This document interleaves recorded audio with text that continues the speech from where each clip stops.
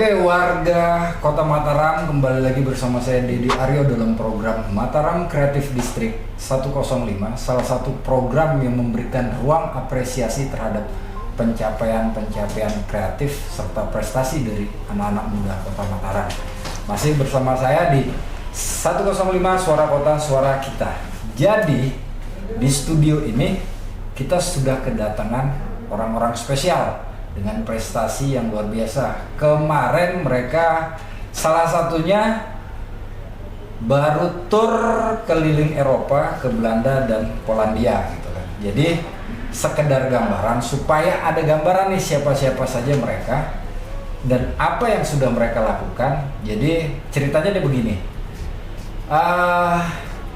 Mereka adalah sekumpulan musisi musisi jazz kebanggaan yang berhasil menggabungkan unsur musik jazz, gamelan sasak, dan ciloka ke dalam sebuah pertunjukan seni musik yang unik. Dan hebatnya, mereka berhasil memukau para penonton dan peserta IMEX 2023 di Museum Puri Lukisan Ubud, Bali pada 21-24 September yang lalu.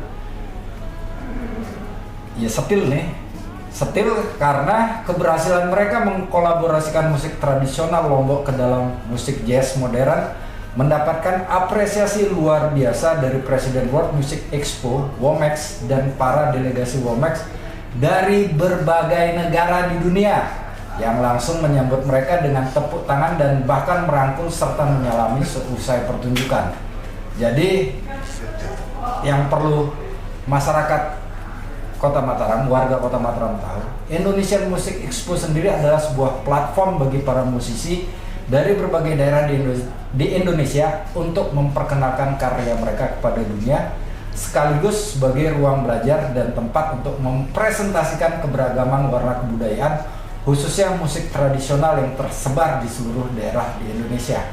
Dan orang-orang ini, semeton-semeton ini, sudah berhasil mengkolaborasikan antara musik tradisional kita dengan musik modern. Jadi di studio sekarang sudah hadir semeton, sudah lama sekali. Nah, namanya Chandra Irawan, semua orang pasti kenal. Dan Mi Adi, ya.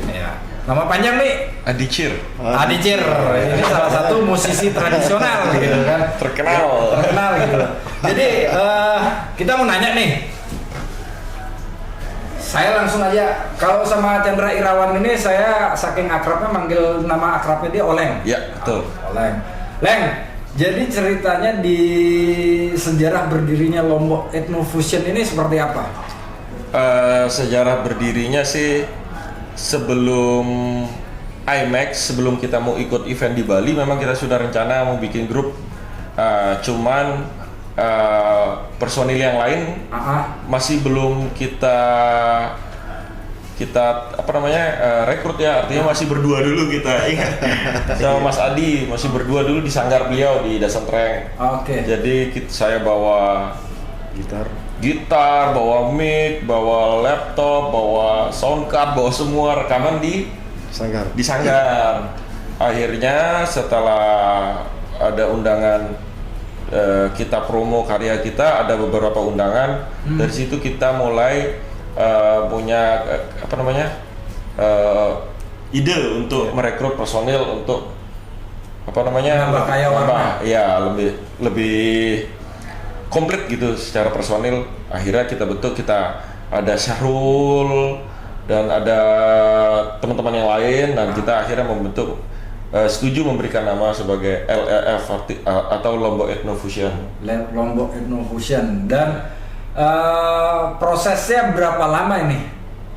Mi Adi, berapa lama nih? Kurang lebih dari 2000 setelah ini ya, di IMEX 2023 ya. 2022. 2022. 2 tahun. Iya, baru 2 tahun Mas Ded. 2 tahun berproses berdua. Iya. Awalnya berdua. Awalnya berdua. Tapi kenal sama jadi kenal sama Bang Chandra ini ketika itu dipertemukan di acara akselerasi ya. Program dari Kemenparekraf yang di Taman Budaya. Jadi kebetulan beliau ini dari tim divisi musik modern. Nah, kebetulan saya sendiri dari divisi musik tradisinya. Dan beliau koordinator di musik modern, saya koordinator di musik tradisi. Berawal dari situ bertemu lumayan cukup lama di sana dari berproses di situ, tapi dengan berbeda grup dulu, Mas Ded. Nggak bareng. Nggak bareng. Jadi setelah kita tampil di IMEC 2021 waktu itu acaranya di Ubud Bali. Nah, dari situlah setelah dari IMEC di Ubud, sepulangnya itu baru tiba-tiba Mas Chandra datang ke Sanggar. Wah, ada apa ini si gitarisnya? Berawal dari situ, jadi kita ngobrol banyak sambil mencoba karya single pertama yang Sesenggak Sasak Sesenggak Sasak. Nah, itu Mas Ded. Oh, sudah ada single nih? Sudah ada. Sudah ada di platform digital? Yang di platform digital baru satu. Insya Allah kita mau dua. Di platform digital sudah ada 2 single. Kalau secara materi kita sudah ada 6 atau 7 yang belum dirilis. 6 atau 7 yang belum dirilis, dan semua unsur tradisi. Tidak boleh tidak unsur tradisi, harus. Ini keren gitu. Jadi tidak semua orang punya kepedulian terhadap budaya dan tradisi. Ya, betul. Ya kan? Nah, kenapa memilih tradisi? Memadukan antara unsur modern dan tradisi. Duluan Bang Ken. Saya silakan. Waktu itu saya masih belum ada kepikiran untuk terjun di dunia tradisi atau apa. Waktu itu saya masih suka jazz, suka rock, dan suka musik-musik yang lainnya. Saya tiba-tiba nonton workshop dari Carlos Santana. Nah, Carlos, dia bilang di era 70-an itu para musisi karena dia gitaris, para gitaris itu rata-rata bermain A gitu. Karena dia merasa dirinya tidak mampu untuk bermain A atau bermain secara teknikal atau apalah gitu. Akhirnya dia punya ide bagaimana dia mengoptimalkan apa yang dia punya, yaitu DNA-nya. Dia kan sebagai orang Latin. Ya, sebagai orang Latin. Dia bermain blues, dia bermain rock, kita dengar kan, main pop tapi dengan nuansa Latin, dengan dia punya tradisi Latin. Pentatonik Latinnya. Akhirnya namanya Boom. Nah, akhirnya dari situ saya mengambil benang merah bahwa kita harus sadar dari mana kita berasal. Dari mana kita berasal, walaupun instrumen saya barat, tapi bagaimana saya bisa mengeluarkan DNA saya sebagai orang Lombok di sini. Nah, begitu. Akhirnya dari situ ide jatuh cinta dengan musik tradisi. Karena bagaimanapun juga saya kalau hanya bermain rock, jazz, dibawa keluar mungkin nggak ada apa-apanya di mana, karena kultur mereka. Tapi kalau saya bermain jazz atau rock atau musik pop dengan tradisi dari mana kita berasal, mungkin mereka akan apresiasi gitu. Itu sih idenya, Mas. Ini agak terharu saya nih. Saya mau ngambil ini agak terharu. Terharunya karena apa? Karena tadi saya sepakat dengan quote bahwa jangan lupa dari mana kita berasal. Iya, betul. Bahwa ini root kita sebenarnya gitu, dan kita kaya akan hal ini gitu kan. Kalau dari Mi Adi sendiri? Jadi terlepas apa yang disampaikan Bang Chandra, pertama saya bersyukur Mas Ded. Siap. Yang saya adalah basicnya pemain musik tradisi yang dulu bisa kita bilang tidak dianggap, artinya bukan tidak dianggap cuman ketika disandingkan dengan ketika ada suatu acara event kita tampil barengan dengan musik modern, mungkin kita hanya dilihat sebelah mata, template aja. Iya, hanya ditempelin aja. Ditempel di situ. Nah, ketika Bang Chandra bercerita dan mengajak saya untuk membuat sebuah karya dan bergabung dalam sebuah grup musik lab ini, di situ saya bangga. Artinya Indonesia yang kaya dengan budaya seni, tradisinya, adat budayanya, terutama di Lombok nih terkhusus di Lombok, kita kaya sekali Bang Ded. Disandingkan dengan di Bali maupun Jawa, kita tidak kalah di Lombok ini. Kita banyak sekali punya musik tradisi yang akar budaya itu memang dari leluhur kita. Nah, salah satunya musik tradisi yang saat ini kita usung adalah gendang belek, ciloka, dan musik gamelan sasaknya.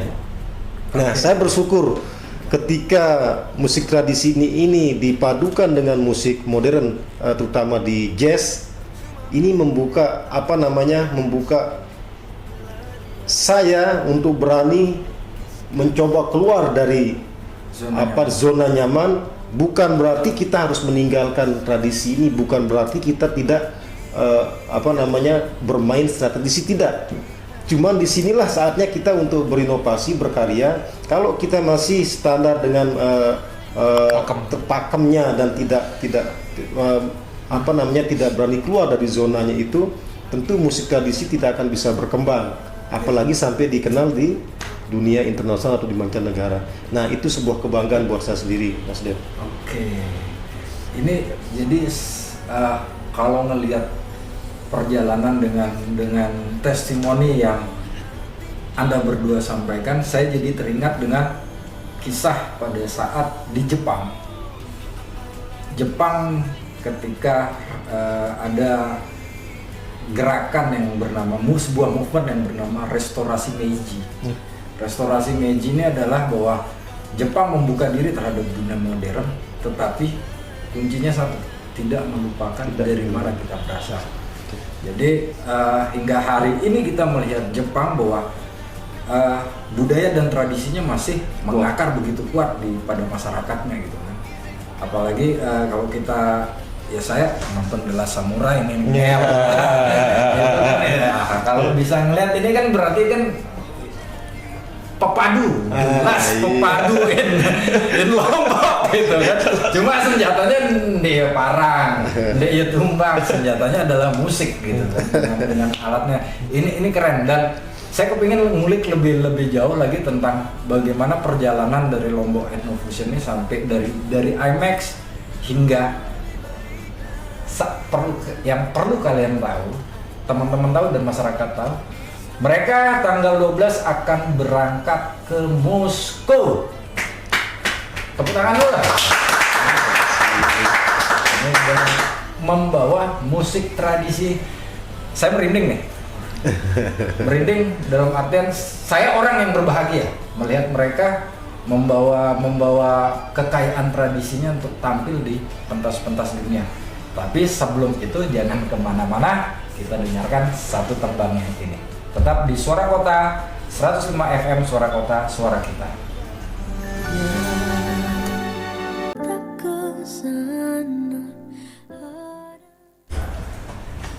Warga Kota Mataram, masyarakat Kota Mataram yang kita cintai, masih bersama saya Didi Aryo dalam program Mataram Creative District 105, salah satu program unggulan dari Radio Suara Kota 105, Suara Kota, Suara Kita. Masih bersama rekan-rekan semeton-semeton dari Lombok Ethnofusion. Nah, saya ingin tahu nih, kok bisa IMAX ya? IMAX yang di Ubud. Ini ceritanya gimana kok bisa tampil di sana gitu? Tapi terpisah kan? Terpisah antara Oleng sama Mi Adi beda grup. Yang 2021. 2021. Oh iya. Oh, 2021 beda. Ya, 2023 kita udah satu grup. Itu event 2 tahun sekali pas setahun sekali. Setahun sekali. 2021 beda, 2022 ente enggak? 2022? Belum ya? 2000. Kita yang 2022. Oh, kita di 2022. Iya. Jadi kita main tuh 2022 dan 2023. Yang 2022 berbeda. Akhirnya 2023 jadi satu. Nah, kalau yang di 2022 nih, kok bisa tampil di sana gitu? Kebetulan yang mentor dalam program itu juga ada relate dengan kegiatan Indonesia Music Expo gitu. Dan akhirnya walaupun kita sudah nggak ikut program itu di tahun 2023, saya kan waktu baru muncul karya saya share ke mana-mana. Nah akhirnya dapat ditanggepin, wah ini grup baru ya. Iya tapi sama Mas Adi dan kayak teman-teman yang lain aja ada yang baru muncul gitu. Kayak saya bilang ada pemain suling yang ganteng masih muda namanya Sahrul Mubarak. Iya, saya tahu itu orangnya gitu loh. Yang namanya Sahrul Mubarak. Iya. Bisa kita potong aja rambutnya. Ya, salah satu bambu flute ya. Bambu fluter termuda lah yang keren ikut gabung sama kita. Kalau di Inggris itu kan bambu fluter. Yeah. Berarti kalau di Indonesia sulingers. Sulingers. Oke. Kalau dari Mi Adi sendiri kok bisa tampil di sana di 2022? Itu bareng siapa berarti Mi Adi kemarin? Ini dengan apa namanya? Yang 2022 sama Chandranya. Yang 2021 yang akselerasi. Enggak sih. 2023 kita yang yang 2023 ya 2021. Kalau 2022 itu untuk tim tradisi khusus untuk menampilkan musik tradisi saja. Khusus tim tradisi. Jadi gendang bele, musik kelentang sama rebana itu. Jadi sama Perisian. Nampilin di sana juga? Iya, nampil di waktu acara IMAX ini. Jadi bisa dikatakan Love at First Sight di 2022 itu cinta pertama ente berdua ketemu di 2022 ya kan ketemu frekuensi penjajakan akhirnya di 2023. Jadi sebenarnya Bang Dad di sana tuh banyak orang. Nah, kayaknya bener kata orang tuh mereka akan bertemu dengan frekuensi yang sama. Kebetulan saya suka yang humor, yang lucu-lucu. Saya carilah mana yang lucu-lucu untuk biar refresh kan. Ketemu beliau ya karena mencari yang lucu-lucu. Niatnya ente nyari yang lucu-lucu. Tapi kalau dari penampilan secara face dia nggak lucu nih Adi. Iya. Tapi kalau dia nggak masalah. Kalau orang belum kenal dikira kita sadis sekali ya. Saya kan kebetulan juga sudah sering ketemu gitu sama beliau gitu di beberapa event kabupaten gitu. Ini kan ini orangnya serius. Agak seken gitu. Sama pertama juga. Ngelihat pertama beliau nih ngomong di depan banyak orang serius. Jadi saya ikut juga serius. Tapi ada di satu sisi faktor X ya. Loh, ada tingkah laku ya. Iya. Berarti bisa kita simpulin bahwa Lombok Ethno Fusion ini awal cikal bakalnya jadi dari lucu-lucuan.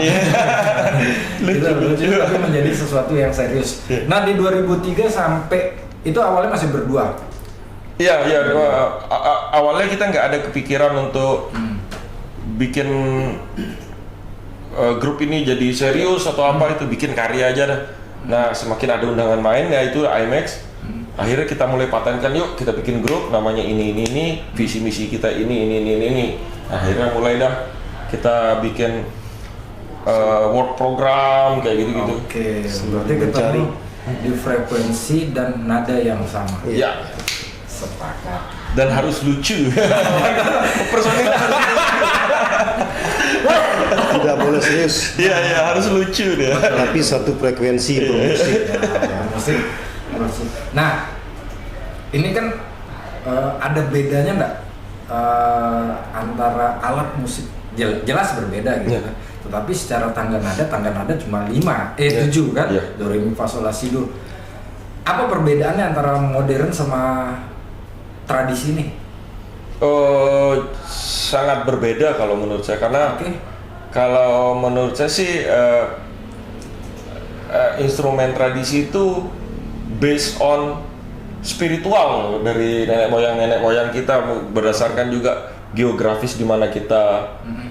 Kayak kita banyak tahu ada beberapa alat musik misalnya yang untuk ritual ini, ritual itu ya betul dengan spiritual, dan secara kalau itu baru dari secara background, dan kalau dari secara notasi juga berbeda karena mereka juga mempunyai frase-frase yang khas dan tuning yang berbeda dari kalau barat kan 440 ya. Nah, kalau sedangkan tradisi mereka nggak punya tolak ukur harus 432, harus 440, harus 430, mereka by feeling aja.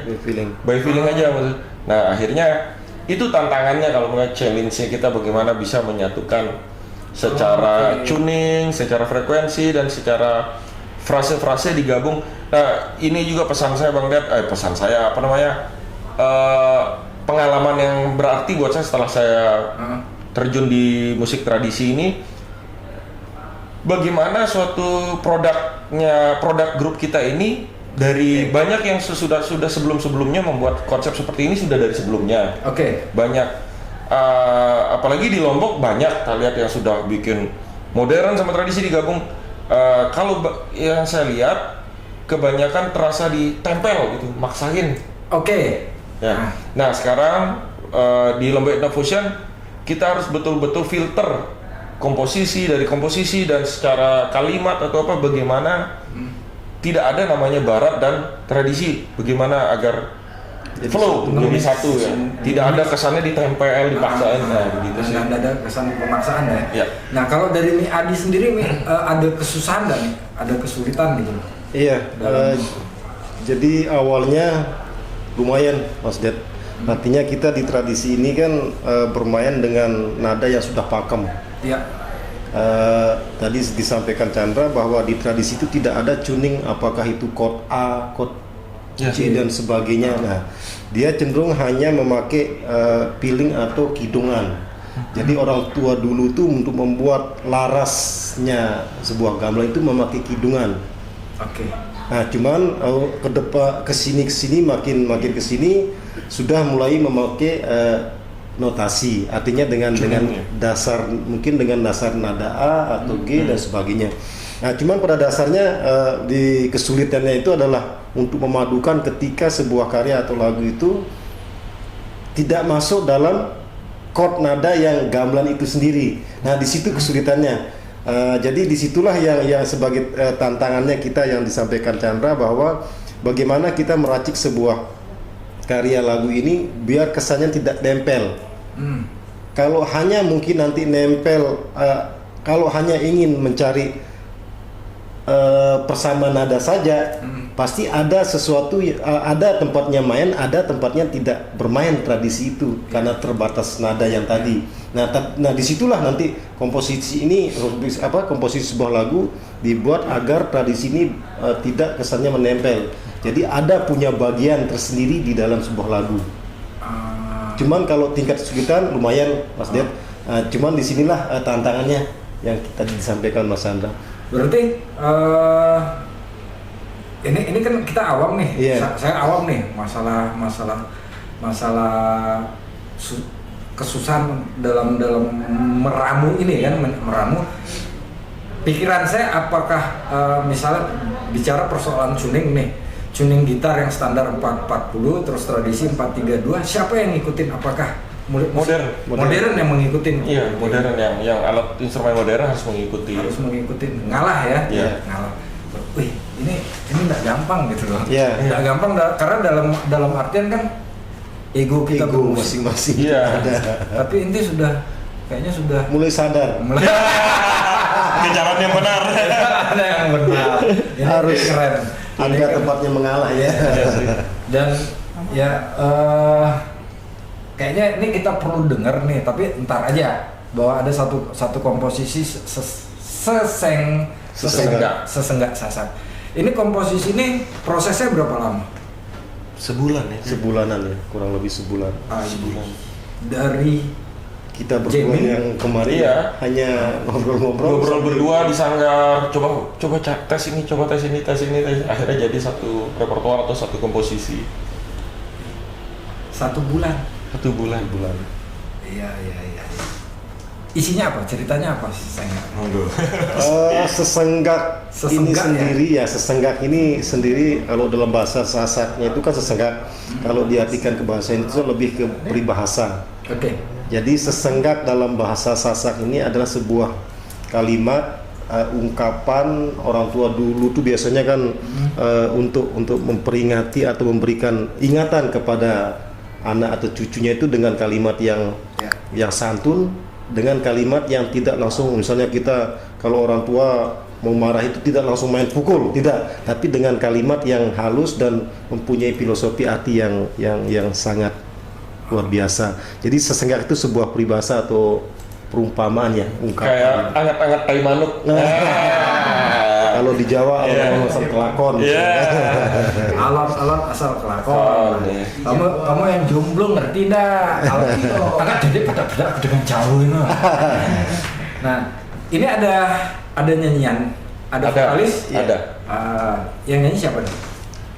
Kebetulan saya sendiri. Beliau multi instrumentalis dalam tradisi. Jadi Lombok ini sebenarnya kaya, kaya dengan orang-orang yang bertalenta gitu. Suatu saat saldonya juga kaya. Amin ya Lombok. Saat ini masih kosong. Tetapi gini, dengan apa yang ente berdua lakukan, ini kan ini keren sampai akhirnya mereka akan melakukan perjalanan pertama secara grup untuk tampil di Moskow. Itu acara apa ini? Moscow Jazz Festival tahun 2024. Kita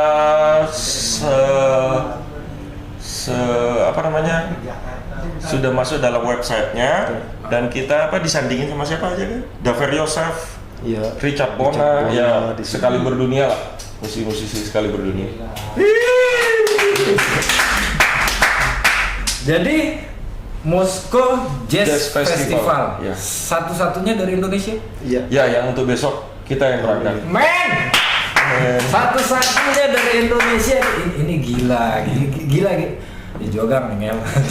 Lagu dari setil nih. Satu-satunya dari Indonesia tampil di ini, disandingkan dengan musisi dunia. Berarti sudah standar internasional. Ya, kayak Richard Bona, Daver Yosef, Igor Batman. Banyak yang. Bang Igor. Kenapa bisa dapat undangan ke sana tuh? Ceritanya kayak gimana nih? Tapi entar dulu. Kita dengerin dulu nih salah satu repertoar single hit pertama dari Lombok Ethno Fusion yang judulnya apa, Miadi? Sesenggak Sasak. Sasak yang sudah ada di platform digital YouTube, di Spotify. Kalau di YouTube di akun Lombok Ethno Fusion sendiri. Jadi mari kita mengapresiasi dengan tidak merekam, mengcopy dan segala macam atau membajak karya ini gitu kan. Kita berikan apresiasi dan tepuk tangan dan kita dengarkan satu komposisi milik mereka. Ya, masih bersama saya Didi Aryo di program Mataram Creative District 105, salah satu program yang memberikan ruang apresiasi terhadap pencapaian anak muda yang kreatif yang punya prestasi. Program unggulan dari Suara Kota 105, Suara Kota Suara Kita, masih bersama Lombok Ethno Fusion. Jadinya mereka ini milih lampak Jog Moskow. Tapi kan ceritanya sampai Moskow ini kok bisa sampai diundang ke Moskow ini, di Moskow Jazz Festival ya, salah satu gigs jazz terbesar gitu. Ini ceritanya kayak gimana nih, Ngel? Jadi karya kita tuh kita kirim kemana-mana, jadinya kita nothing tulus lah terus promo aja lah kemana-mana gitu kan. Kebetulan dinotis sama salah satu media jazz Indonesia, media terbesar lah di Indonesia, Warta Jazz. Nah, loh, di profil kita kirim, bisa nggak kita wawancara, dia bilang gitu kan. Oh, boleh. Akhirnya waktu itu Zoom ya Zoom. Akhirnya diambil profil kita, ditawarin, akhirnya dia juga sebagai kayak wadah gitu kan. Nah, ini ada grup ini, dibantu promo lagi, dipromoin lagi. Akhirnya kita kemarin sebenarnya berkesempatan main di Singapura tanggal 12 Mei, tapi karena berhalang saya ada tour juga sama bantuin grup lain, akhirnya kepending. Akhirnya pas pulang kita dapat undangan tanggal berapa itu, Mas Adi? Tanggal 19. Undangannya masuk tanggal 19. Karena informasinya dari sebelumnya. Ya, dari Moskow Jazz Festival karena dibantu promo oleh Warta Jazz gitu. Main di Moskow tuh 19. Tanggal 14 Juni. 19 Mei undangan masuk. Oh 19 Mei undangan masuk. Iya, tapi saya lagi di luar gitu. Ente lagi di mana? Ngopi di mana? Masih ngopi di. Ente lagi di Amsterdam ya, lagi di Belanda waktu itu. Ya, lagi di Belanda. Lagi di Belanda. Oh gitu. Terus pada saat ente dapat kabar berita undangan itu, undangan lewat email atau kontak langsung ke ente? Kontak langsung ya, kontak langsung dikirimin via PDF. Bahwa ada undangan masuk gitu. Wah, kaget juga, ada tertera grup kita, dan saya langsung harus pulang nih, harus langsung segera. Teman-teman belum tahu itu? Sudah langsung di forward. Ya langsung forward. Ya. Wah, ini keren. Moscow Jazz Festival gitu kan. Terus Mi Adi pada saat berbeda pas kita undangan juga. Jadi setelah melihat undangan ini sedikit kaget juga Mas kan. Artinya kaget di situ ada senangnya juga. Cuman takut juga. Artinya takutnya itu karena kita masih grup yang baru kemarin lah Mas Ded ya, dengan masih karya yang masih terbatas juga. Namun mungkin ini rezeki kita juga. Ya betul. Nah cuman yang jadi kendalanya kan terkait dengan undangan ini adalah masalah pembiayaan, pendanaan juga yang kita agak susahkan bagaimana untuk bisa hadir di situ di acara tersebut kan, dengan skup bahwa ini musik event festival internasional. Jadi kita agak sedikit berpikir banyak juga ya. Iya. Karena dari pihak festival sendiri, dari undangan itu menyediakan untuk transportasi di sana, meals, makanan, sama bayaran fee saat kita selesai perform. Tidak mendanai untuk tiket dari Indonesia ke Moskow. Ya, hanya transportasi di sana, penginapan hotel di sana, makan di sana, dan fee perform.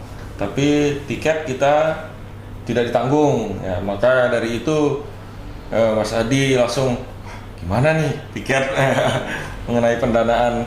Nah, solusinya kayak gimana nih? Ini kan lamun tiket jok Surabaya kan ya bisa lah gitu, tapi ini luar negeri gitu. Kan masuk puluhan juta. Ini terus solusinya kayak gimana nih? Jadi kita bersyukurnya di sini Mas Ded. Sekarang kan ada namanya program Dana Indonesiana, Dana Abadi Indonesiana yang dari Kemendikbud, yang di Direktorat Jenderal Kebudayaannya. Dan alhamdulillah saya kemarin mengakses itu, dan kita lolos secara substansi proposal yang masuk dengan melihat apa sih tujuan kita tampil di situ. Yang tadi yang panjang lebar kita bahas bahwa misi budaya ini sangat penting. Di samping kita menampilkan jazz secara musik dunia, tetapi di situ dibalut dengan budaya kita Indonesia itu, musik tradisi ini. Nah, itu mungkin yang menjadi referensi dari pihak Kemendikbud, terutama di Dirjen Kebudayaan, bahwa memang pada dasarnya budaya Indonesia ini harus dikenal di seluruh dunia. Akhirnya alhamdulillah dengan program Dana Indonesia kami lolos. Cuman karena terbatasnya waktu, kami ngirim proposal undangan tanggal 19 Mei, kami mengirim proposal di tanggal 22 Mei. Pengumumannya itu, dan alhamdulillahnya mereka cepat Mas Ded. Kita termasuk yang sangat cepat sekali direspon proposalnya itu. Kita lolos substansi itu di tanggal 29 ya Chan ya, 29 Mei. Dengan proses yang masih panjang Mas Ded, dan alhamdulillah kemarin terakhir kita sudah sampai di tahap penandatanganan SP2B. Ya, cuman SP2B ini belum kita kirim karena menunggu konfirmasi visa. Visa yang sedang kita proses. Kontrak itu kita harus kita ajukan berdasarkan visa. Nah, sekarang kita masih dalam kontrak sudah ada, lagi menunggu visa. Ketika visa jadi, baru kita tanda tangan dan kita kirim, baru cair gitu, baru bisa untuk beli tiket. Sedangkan kita harus berangkat tanggal 12. 12. Ya, Sekarang sudah tanggal 6. ya. Itulah jadi Mepet sekali. masih kita berpikir keras lagi nih, Chan. Ya, berarti kan ini persoalan tiket nih. Iya. Persoalan tiket, ada dana dari Indonesia Ya, ada. yang bakalan turun di tanggal Kemungkinan setelah kita berangkat setelah berangkat itu atau semua sudah berangkat, berarti kan harus ada uang dulu nih. Yes. ya begitu Mas Ded. Jadi itu kendala yang sedang kami Terus dari mana? Pinjol. Waduh, nggak berani. Ya lagi nyari solusi lah Mas Dar. Oke. ya. Gitu. Yang jelas kita PR-nya hanya mencari dana talang karena dana dari Kemendikbud pasti akan cair gitu kan. Pasti akan cair. Cuman karena visa ini lama, jadi kontraknya masih tertahan di kita. Ih, ngeri ini. Ini ngeri. Ya. Oke. Iya. Oke. Terus itu kan dari pusat nih. Ya. Kalau dari daerah? Kemarin ya kita di ini ada masuk untuk proposal. Iya, cuman Kebetulan ke Bank NTB. Bank NTB. Cuman masih menunggu juga. Masih. Jadi Lagu Roma Irama lama menunggu. Jadi ente berada di corong yang pas suara kota, suara kita ini yang kita suarakan gitu. Begitu dalam artian kalau seandainya solusinya adalah buat charity konser menuju ke sana, itu agak repot juga ya, karena preparing dan segala macam. Tapi ya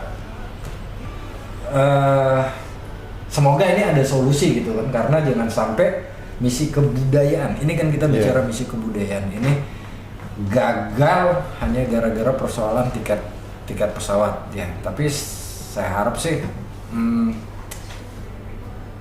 ya harap doang tangan. Ya, amin. Mudah-mudahan Mas Ded. Jadi kami juga berharap kemudahan lah dari Tuhan Yang Maha Esa, Allah Subhanahu Wa Taala kan. Artinya dengan niat kita ingin bisa tampil di situ dengan perjuangan yang lumayan keras juga ya Bang Chen ya. Artinya kami berharap ada talangan dulu Mas Ded.